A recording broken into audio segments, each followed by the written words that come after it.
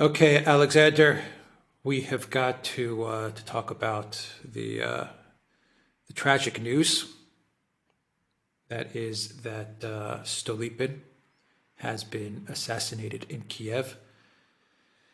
1911 is the day, is the year, and it is September, and we have just had the assassination of perhaps the most important man in the government, the Tsar's government in Russia, assassinated. Our last video, we spoke about how things were looking up for Tsar Nicholas and for Russia, and in just a matter of years, it seems that the situation in Russia has now deteriorated with this assassination of Stolypin, and the international situation, definitely the situation in Europe, and we'll get into that as well, which is connected to this assassination, in a way has also deteriorated, and we're heading towards some very, very uncertain and dark times. Let's start with the breaking news, the most pressing news, which is the assassination of Stolypin. What happened here? Well, it's a very confused story, and in some ways a very, very remarkable one. What we know about is that there were rumours circulating for some time that Stolypin, who has survived 10 assassination attempts, by the way, I mean, there's been lots of people trying to kill him for a long time, but he was apparently warned that there was this further assassination attempt being prepared. And nonetheless, he accompanied the Tsar to Kiev, where he attended an opera at the Opera House, one of Rimsky-Korsakov's operas. Now, can I say Rimsky-Korsakov is a important liberal figure in Russian cultural circles, and his operas, which are often on fairy tale subjects, have usually a political meaning. The opera in question, which is called The Tale of Tsar Sultan, is also, in various ways, somewhat critical of the monarchy, but not as openly critical as some of his other operas were. But anyway, an unusual, perhaps surprising choice for something for the emperor, the Tsar of Russia, to attend an opera of that nature. Anyway, Stolypin was there. There were apparently 90 police people inside the building itself. The Tsar himself was there. Other members of the imperial family were there. And then somehow, despite all this all-embracing security, this individual, his name is Dmitry Bagrov, who is, as I said, a left-wing anarchist revolutionary, supposedly, is able to infiltrate the opera building and assassinate Stolypin whilst the opera in the middle of an interval. And it's actually very moving because apparently Stolypin was shot and he retained consciousness, and he took off his jacket and there was blood all over his waistcoat. He made a gesture to the Tsar to keep away so that the Tsar would not himself become a target, and then in the direction of the Tsar he made the sign of the cross. So all rather emotional affair, but apparently he was so badly and severely injured that he was taken from the opera building to the hospital, but now the news has come that Stolypin has actually died and that he never recovered from this attack. Now, the big question is, the unanswered question is, how did this man, Bagrov, who was known to the police, managed to infiltrate into this building? And a few things to say, first of all, about Bagrov. He is, as I said, formally he's left-wing, anarchist, revolutionary figure. Like a lot of these people, he's also had historic connections to the police agencies. So on the one hand, he's a sort of left-wing terrorist. On the other hand, he's at the same time a police informer. A lot of this goes on in Russia, and it's never very clear who exactly is in control of this person and who is really behind assassinations like this. Now, the official story is that Bagrov acted alone. Anybody in Russia believes that. And there's all sorts of people who are speculating about who was behind the assassination. We could say that the left wanted Stolypin out of the way because Stolypin was stabilizing the situation. You remember Lenin, who is now becoming far and away the most powerful figure on the left, has said that with Stolypin gone, the monarchy is doomed. He's actually written words to that effect because Lenin recognized Stolypin as the only person with the force of personality and the clarity of vision and the strength of purpose to keep everything together and to guide the Tsar. And of course, there's also an alternative view that it wasn't the left, but that it was other forces, including people within the court who are unhappy with the nature and pace of Stolypin's reforms, who've been trying to undermine his position with the Tsar, and that they arranged through their contacts with the police in order to get Bagrov into this building where he was able to carry out this killing. Now, I would add that one thing that is lending force to those theories is that Bagrov has been arrested. Apparently, the intention is that he's going to be executed within days. And the word is that there's not going to be a full or thorough or detailed investigation of this murder.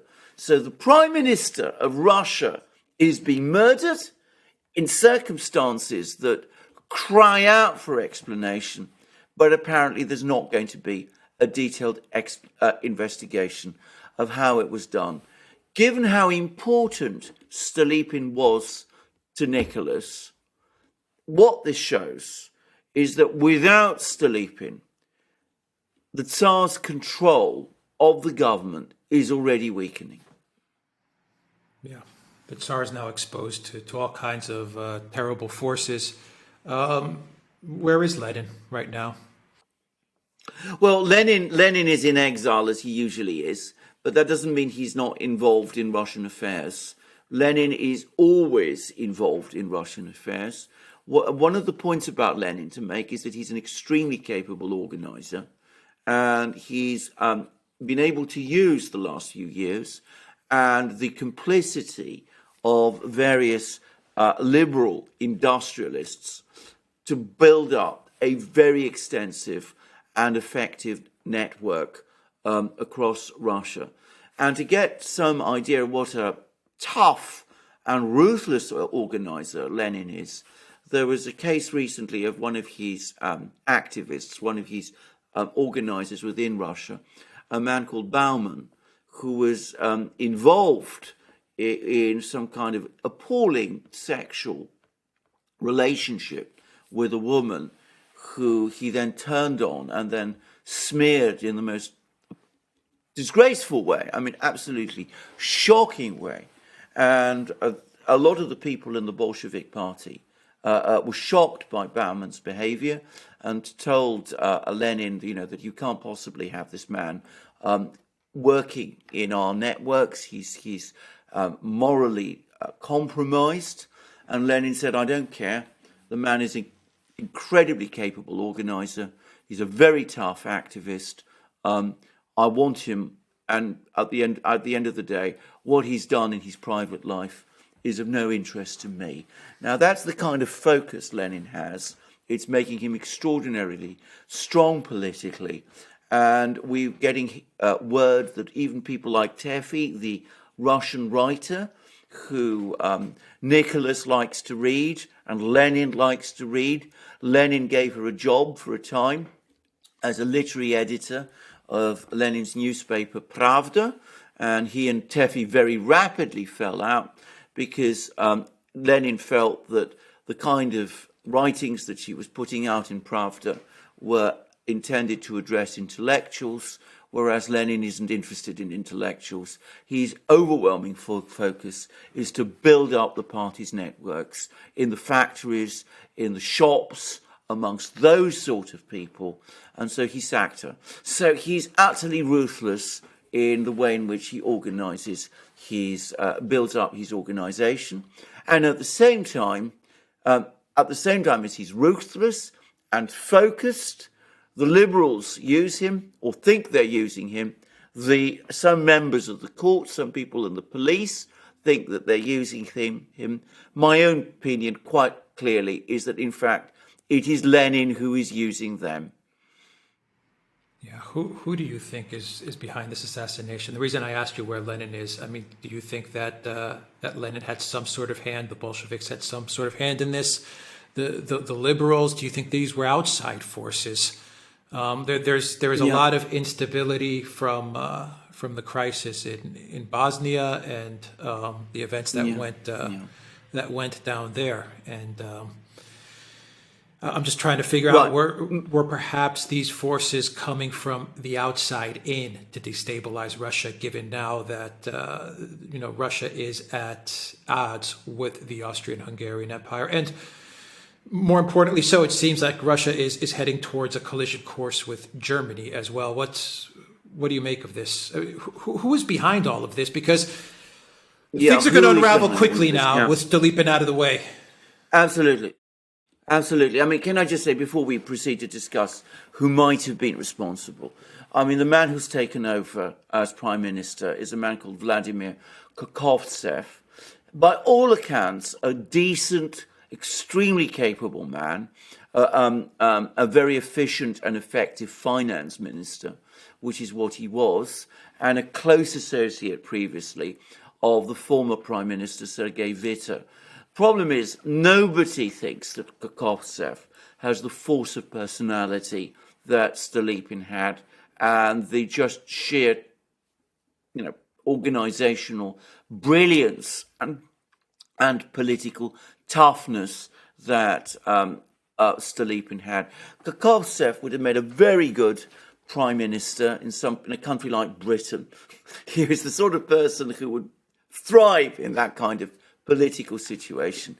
In Russia, he just doesn't look like the kind of person who you would expect to basically run a complicated country like Russia, a country that's in the process of this very complex transition that Russia is. The man who is the strongest figure now in the government is a person called Krivoshein, who is the Minister of Agriculture.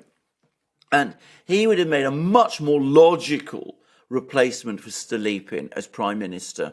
And in fact, Krivoshein was very much somebody who used to work with Stolypin. But in this world that we have in Russia, with this very dysfunctional government that we have, governmental structure that we have in Russia, Krivoshein didn't want to become prime minister because he felt that he would be exposed to intrigues and conspiracies and perhaps the kind of assassination that Stolypin has just suffered. And so he's trying to run things as Minister of Agriculture. So he's dominating the government as Minister of Agriculture without being Prime Minister. Now, that is a recipe for failure. I mean, I'm absolutely sure that it isn't going to work out well. And you can see how, at the centre of power, the governmental machine is going to, from this moment on, it's going to start breaking down. Now, who is responsible for Stolypin's assassination? Now, I know that there is a very widespread view that this was organised by people on the right. In other words, by people in the court, by people connected to the police agencies, and that it was they who managed to get Bagrov into the opera house. I'm afraid I take the diametrically opposite view. I don't think Lenin himself was directly involved. He might have had some prior information about this, though even that I'm not sure about. But Lenin is very skilled at keeping his distance away from this sort of thing. This is, again, part of his political skill. He's a very guileful character and not to be underestimated. I think that the subculture out of which Bagrov emerged is the social revolutionary parties, these left-wing parties that operate historically, these terrorist groups. I think that they're connected very much and to a great extent controlled by the same sort of liberal industrialists who have been quietly funding Lenin. And undoubtedly, they also have influence within the police agencies. So I think it came from the left, not perhaps directly from Lenin's organization, though I'm sure that Lenin will be the long-term beneficiary of this. But I think it's, again, those same forces, if you like, the liberals, the big industrialists, those sort of people who have long history of using terrorism as a way of destabilizing the government in the expectation that if the government becomes destabilized, they will be able to take control. In my opinion, an incredibly short-sighted strategy. It is going to lead to disaster if it succeeds, but they don't seem to be able to put it aside. Yeah, I agree. I think they're trying to angle for the end of the monarchy, but I don't know. Characters like Lenin, I think, are going to surprise them. Anyway, we'll see how it plays out. Yeah. I think Lenin's going to have them for breakfast, if I can say it straightforwardly. I don't have any doubt about it. I mean, if the monarchy is pushed aside, then the organization that Lenin is building up is now becoming so strong and so pervasive. It is largely invisible, but it is gaining control of more and more of the levers of power, especially in the big cities. And as I said, he's a far cleverer man than they are. I don't think they understand that. And he's very clever at keeping behind the scenes and letting things play out as they will. He's very active within left-wing politics. He's, a ferocious polemicist, but his basic game is to wait this out until his moment comes. And it seems to me to be working in his favor. Problem is, not only is this bad internally for Russia, it's disastrous in terms of the international situation as well. Because, again, you needed a strong figure like Stolypin to keep things together and to keep Russian foreign policy on track.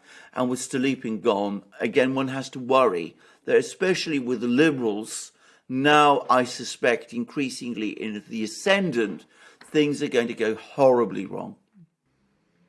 Yeah, if the liberals and these socialist revolutionary forces, if they thought that they were going to get closer to power by taking out Stolypin, then I think they've just handed Lenin a gift. I mean, they've played right into Lenin's hands.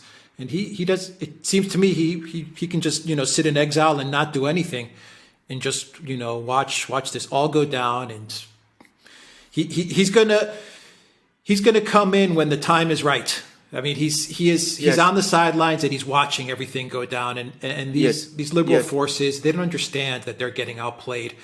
But real quick before we get to the international situation, still have to ask you about Rasputin again, because Stolypin, he ordered Rasputin to leave St. Petersburg about a year ago. Nicholas, from what I understand, he actually put Rasputin under investigation because Rasputin was into all kinds of just devious, crazy stuff. And so, he was being followed around and Stolypin showed the Tsar what Rasputin was up to and how damaging it was to the family. But Nicholas did not do anything, but Stolypin did. And he ordered Rasputin to leave St. Petersburg. Do you think this played a role in anything that's happened with Stolypin? Or is this a side narrative? I don't think it directly led to his assassination. I don't think it had any connection to his assassination directly. But what, of course, it did do is that it made an enemy of the emperors for Stolypin. So where Stolypin's relationship with the Tsar has been very strong, had been very strong up to that point, he now had the emperors became very antagonistic to Stolypin because, to say it straightforwardly, the Empress has become very emotionally dependent on Rasputin. Everybody in the court, including, I suspect, the Tsar himself, can see that this is a disaster. But, and of course, Stolypin could absolutely see it, and that's why Stolypin insisted that Rasputin be taken away. But, of course, it did create within the family a powerful antagonist or potential antagonist to Stolypin. Now, it's important to say, however, that despite the fact that the Empress, from this moment on, detested Stolypin, the Tsar's confidence in Stolypin and his understanding that he needed Stolypin was so strong that Stolypin was able to do this. He was able to get Rasputin out of the palace and at the same time survive as prime minister and retain the confidence of the Tsar. Now, with Stolypin gone, it's inconceivable to my mind that anyone else is going to have that kind of authority or that kind of close connection to the Tsar. It's well known that Kakhovtsev, the new prime minister, also thinks that Stolypin is completely bad news. And it's no doubt at all that Kakhovtsev is also going to advise the Tsar to keep Rasputin away. But I cannot imagine that Kakhovtsev is going to be able to prevail over the Tsar and the Empress in the way that Stolypin did. So what you're also going to see, and I'm afraid this I'm absolutely sure about, is Rasputin coming back, becoming as visible, if you like, in the court as ever, doing the damage that he is doing. And of course, that is a gift to the Tsar's enemies, especially his liberal enemies, who control the newspapers and who are able to spread stories about the influence that Rasputin has over the Tsar's policies, which there's no evidence that the Rasputin has any. So Stolypin shielded the Tsar from that kind of problem. With Stolypin gone, his shield has gone, and you're going to see all sorts of problems like this, the Rasputin affair, becoming a problem again.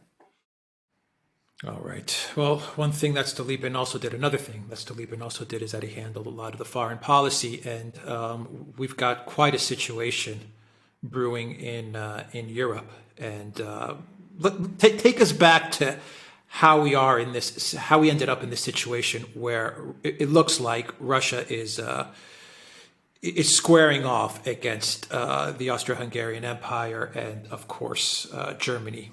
By proxy, Germany as well. We talked about the alliance with France and the UK, the deepening alliance with France and the UK. I mean, you know, starting from take us to 1908, to the first Balkan crisis, Alexander. Take us to Bulgaria's Declaration of Independence, which from the Ottoman Empire, because we're talking about the Ottoman Empire in essence as well. And that empire is fading. Bulgaria has declared independence in October. Austria, the Austro-Hungarian Empire, they've moved in and they've taken over Bosnia and Herzegovina. A fait accompli. Everyone's just accepted it. What is going on here? Because this has really antagonized Serbia, Italy, and Russia. Yes. Right. Okay. Let's understand first of all Stolypin's policies, because Stolypin was never the foreign minister, and his ability to control the foreign ministry was never especially strong. Nicholas always insisted that as Tsar, he was prepared to leave Stolypin in charge of domestic policy, but that he would have an overwatch over foreign policy, because that was the Tsar's role, historic role.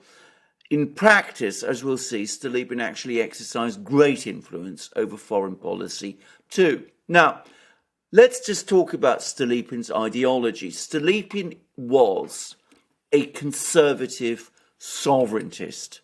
His whole focus was Russia first. He was very suspicious of foreign entanglements. He absolutely didn't want Russia involved in any sort of wars. He wanted to build up a strong Russia.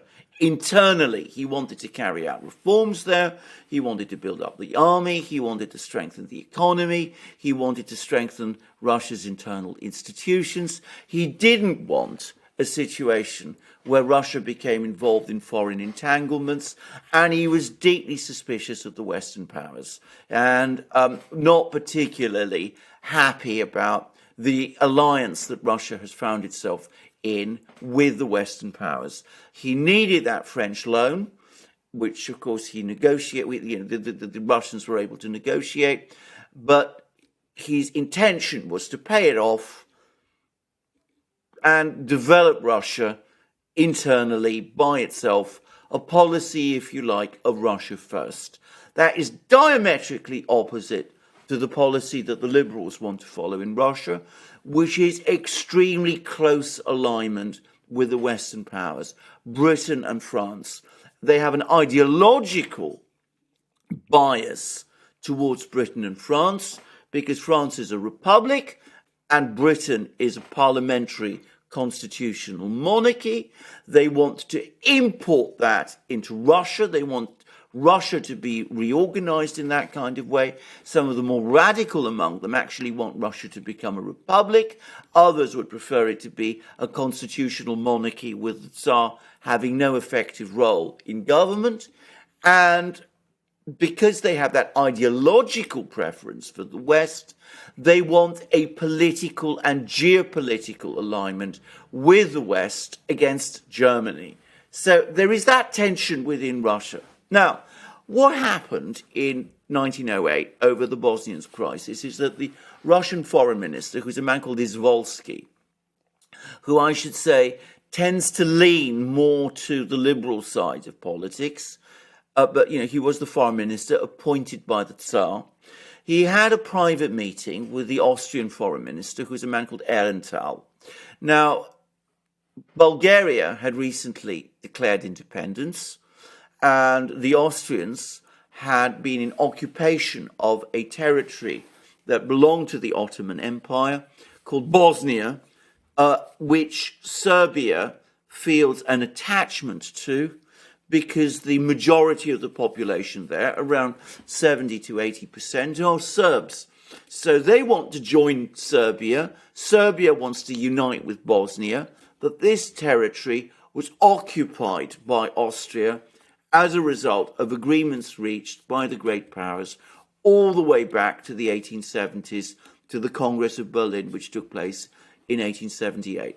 Now, Ehrenthal's story is that Izvolsky told him that Russia would not object to Austria formally annexing this territory of Bosnia in response to Bulgaria declaring independence, in return for Austrian support over the opening up of the Dardanelles, the Straits, to Russian ships, including Russian warships.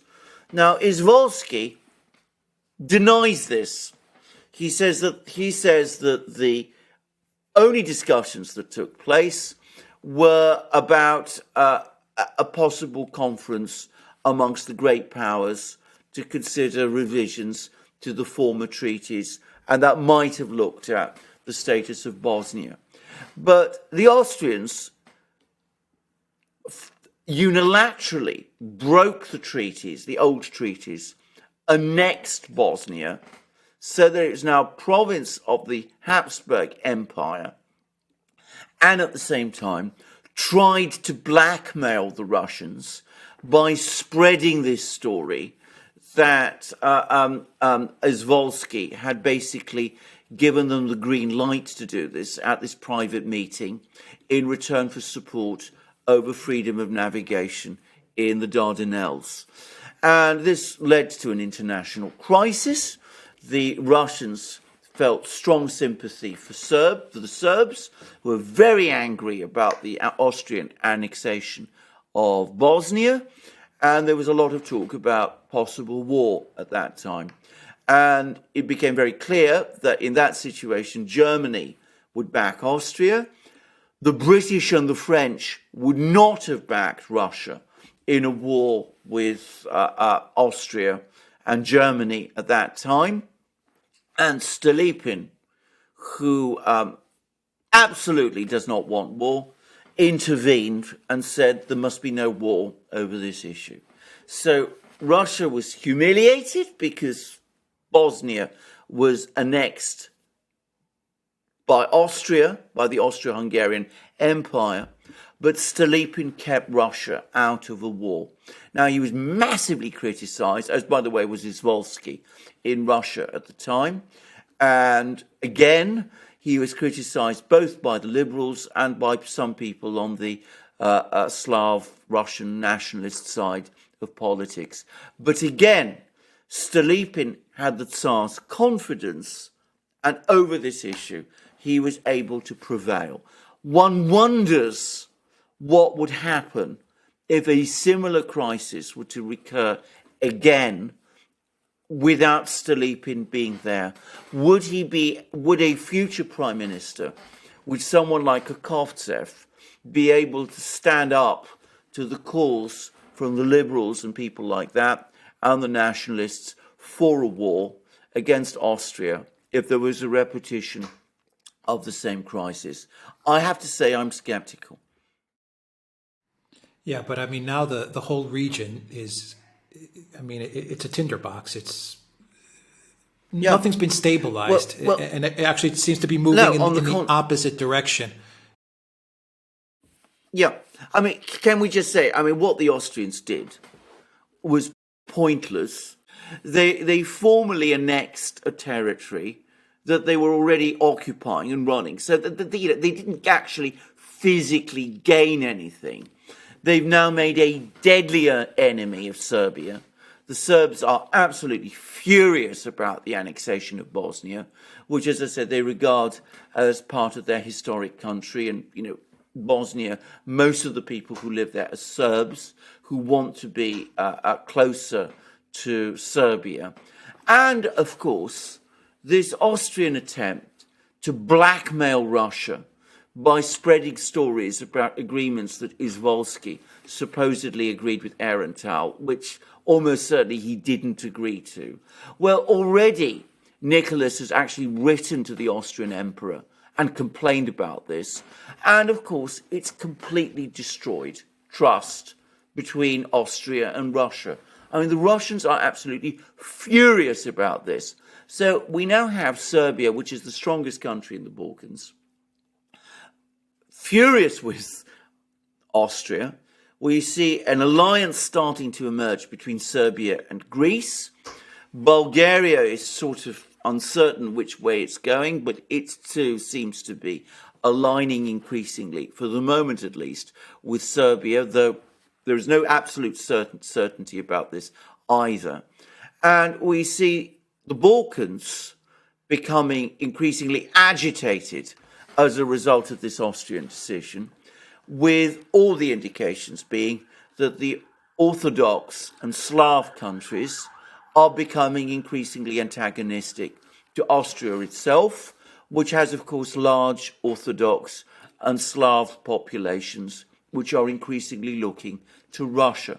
So it's an incredibly stupid decision that the Austrians took, and it seems to be certain to create a deeper crisis in the Balkans.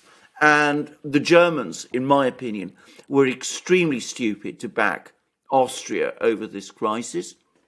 And the British and the French have manipulated this crisis, were able to manipulate this crisis to alienate Russia from Germany and Austria even more, and against Stolypin's wishes, to draw Russia into an even tighter alliance with them. So you could say that the Bosnian crisis, what it's actually managed to do is it's drawn the battle lines of Europe. Yeah, but why? There must be a reason for them doing this. Why did they do it? I mean, what do you think was the reasoning, the rationale behind this? Well, the reason the Austrians acted in the way that they did, it's twofold. Firstly, the Habsburg government is becoming increasingly concerned that large parts of its people, including the Czechs in Bohemia and Slovakia are becoming increasingly restless against the monarchy and are looking to Russia. And also they're becoming increasingly concerned about the growth of Serbia's power. So on the one hand, the Habsburgs, the Austrian government, thought that by occupying and annexing Bosnia in the way that they've done, they would weaken Serbia and they would humiliate Russia. And by getting Germany to back them, they would strengthen their position against both Serbia and Russia. Now, in the short term, that calculation has worked. But in the long term, it's creating problems for the Habsburgs, for the Austrians, which I think are insoluble because they've now brought in more people into the empire who don't want to be there, the Bosnian Serbs. It's created more tensions in the Balkans, which don't work in Austria's favour. And yes, they've bound Berlin closer to Vienna, but at the price of utterly antagonizing Russia and destroying trust between St. Petersburg and Vienna.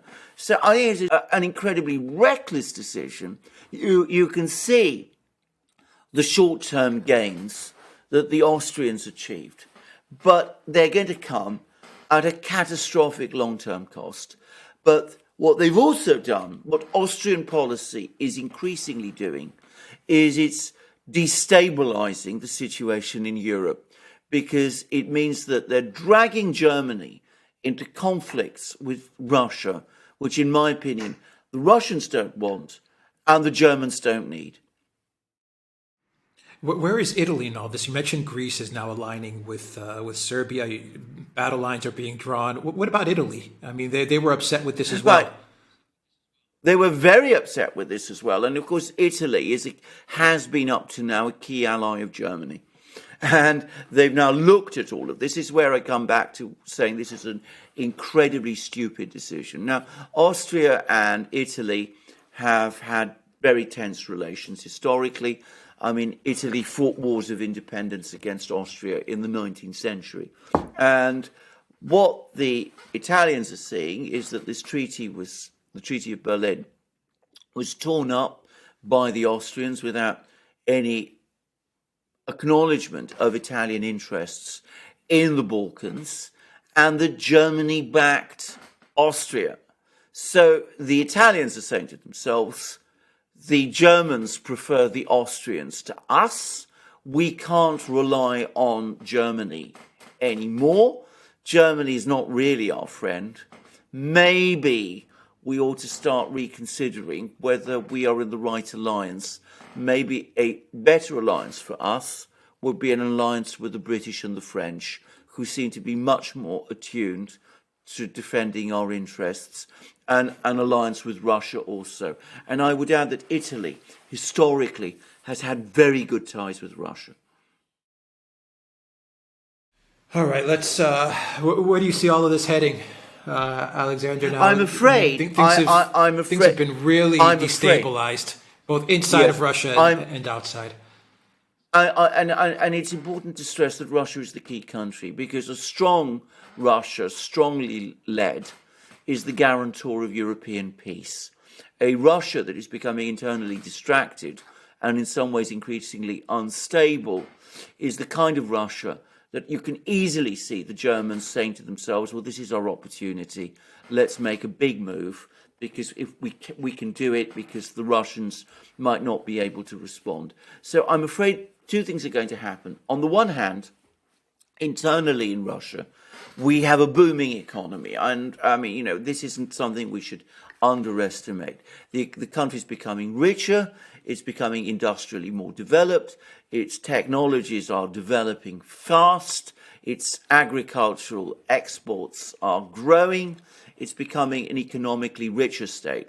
It's becoming militarily an increasingly powerful state. The military's been reformed and reorganized. There's programs for it to develop and acquire advanced weapons. Russia's industrial base is now sufficiently advanced to provide the Russian military with advanced weapons.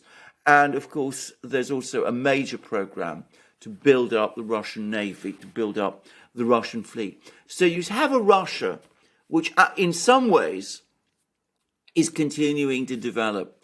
But you have at the center of it a festering political crisis, because the boom in the economy is strengthening within Russia precisely those oligarchical groups which espouse a liberal ideology, a closer relationship with the West, and which are critical of the monarchy because they feel that they should have overall control of Russian policy. And the Russian government, which up to now has been strong in keeping Russia out of foreign policy entanglements, focusing on internal development, and at the same time under Stolypin has been strong enough to keep the political situation in Russia under control, has now been decisively weakened. So the influence of these oligarchical groups is going to grow, and the liberal parties with it. They're going to insist on more say both over foreign policy and over domestic policy also. And they're going to insist on an increasing role in the government as well. And they're going to agitate increasingly to push Russia. If a major crisis in Europe comes and it involves all the great powers, they're going to want a war. They're going to want Russia to go to war with Britain and France. In any war involving Britain and France, they'll want to be a part of it. So, on the one hand, it's weakened the monarchy. It's weakened the position of the emperor. It's created conditions where a European war is becoming much more likely, and it's doing so at the same time as Lenin and his movement and his organization in Russia continue to get stronger. You can see that destabilization in Russia, the forces of destabilization in Russia are getting stronger, even at the same time that the country itself is getting stronger, and that Lenin is there waiting in the wings, ready to take charge. All right, we will leave it there on that pessimistic, sad note. We will leave it there. TheDuran.locals.com. Everybody, take care.